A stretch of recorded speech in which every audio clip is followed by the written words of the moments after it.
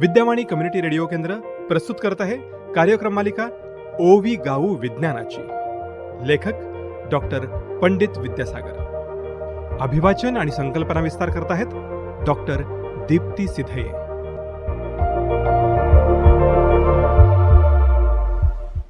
श्रोते हो, नमस्कार. माझं नाव डॉक्टर दीप्ती सिधये. मी विज्ञान शिकवते आणि विज्ञान प्रसाराचं कामही करते. विज्ञान प्रसाराअंतर्गत आपण करणार आहोत क्रमशः वाचन. पुस्तकाचं नाव आहे ओवी गाऊ विज्ञानाची. SRTM युनिव्हर्सिटीचे माजी कुलगुरू आणि सावित्रीबाई फुले पुणे विद्यापीठातील माजी प्राध्यापक डॉक्टर पंडित विद्यासागर यांनी हे पुस्तक लिहिले आहे. खरं तर ओवीबद्ध रचनेतून विज्ञानाचं अंतरंग उलगडणारा हा साक्षेपी ग्रंथच आहे. श्रोते हो, ओवी गाऊ विज्ञानाची या मालिकेच्या आजच्या भागात आपण ऐकणार आहोत महास्फोटाविषयी. सुरुवातीला ऐकूयात काही ओव्या. हे घडिले अति वेगे, कल्पनातीत प्रवेगे, आकलन करण्या लागे, प्रज्ञा कल्पनेचा फुलोरा. या घटनांचे आकलन होण्या नसे अति कठीण, परी जागे ठेवणे जाणते पण, सुज्ञ सांगणे न लगे. 10 अब्जांश 4 वेळा, आणि सहस्रांश 1 वेळा. सेकंदाचा जो भाग आला, ती वेळ महत्वाची. स्फोटापुढे या वेळेपर्यंत अज्ञानाची उत्पत्ती बाबत, त्यानंतर काय होते घडत, सावध चित्ते ऐकावे. 10 अब्ज 3 वेळा गुणिले, त्याचे शतपट केले, त्याचे जे उत्तर आले, तेवढे केल्विन तापमान. महास्फोटानंतर ज्या घटना घडल्या त्या घटना घडण्याचा वेग प्रचंड होता. या घटना ज्या कालावधीत घडल्या त्याचे आकलन होण्यासाठी बुद्धीला थोडा ताण देणे आवश्यक आहे. सर्वसाधारणपणे 1 सेकंद हा कालावधी आपल्या ध्यानात सहजपणे येऊ शकतो. परंतु या सेकंदाचा 100वा भाग घेतल्यास तो 100 किंवा 10⁻² असा लिहिला जातो. त्याच क्रमाने वजा संख्या वाढवत नेल्यास 10⁻43 एवढा भाग घेतल्यास जो कालावधी येईल त्या अगोदर काय घडले हे अद्याप समजू शकलेले नाही.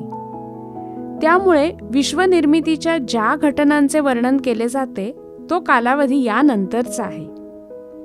यावेळेस जे तापमान होते तेही प्रचंड असेच होते. 10 हा अंक आपण 10चा 2रा घातांक असा लिहितो. याप्रमाणे 10 वर 32 हा घातांक वापरला तर जी संख्या येईल तेवढे केल्विन तापमान यावेळेस होते. अतिशय सूक्ष्म काल आणि अतिशय प्रचंड तापमान अशा दोन्हींचा मिलाप झाल्यामुळे त्या काळात द्रव्य अस्तित्वातच नव्हते. त्यामुळे सर्व विश्व हे ऊर्जेच्या स्वरूपात अस्तित्वात होते. आता पुन्हा ऐकूयात काही ओव्या. परी हा पहिला द्रव्य कण कोणता, नाही जाणत कुणी तत्वतः.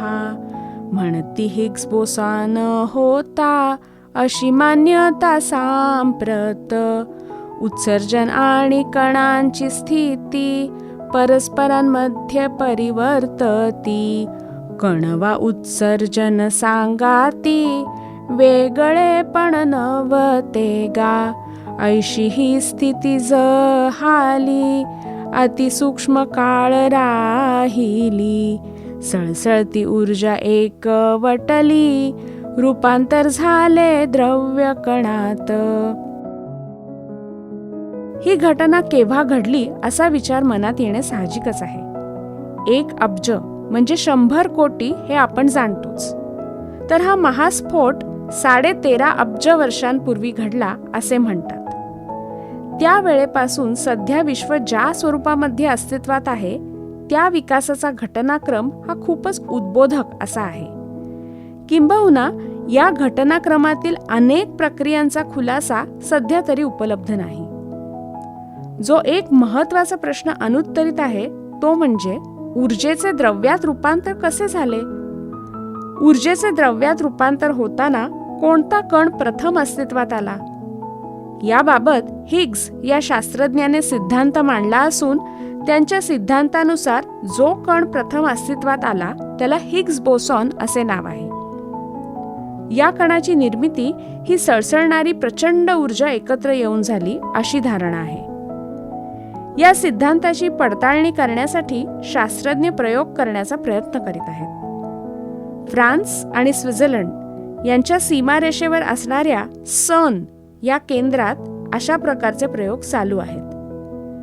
या केंद्रामध्ये असणाऱ्या त्वरकाच्या साहाय्याने सूक्ष्म कण एकमेकांवर आदळून महास्फोटाच्या वेळेस असणारी स्थिती निर्माण करण्याचा शास्त्रज्ञांचा प्रयत्न आहे. हा प्रयोग यशस्वी झाल्यास विश्वनिर्मितीविषयीच्या अनेक प्रश्नांची उत्तरे मिळणे शक्य होणार आहे.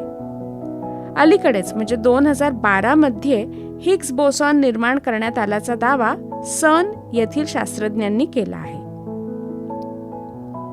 श्रोतेहो, ओवी गाऊ विज्ञानाची या मालिकेच्या आजच्या भागात आपण ऐकलत महास्फोटाविषयी. या भागाचं सादरीकरण केलं होतं डॉक्टर दीप्ती सिधये यांनी. धन्यवाद.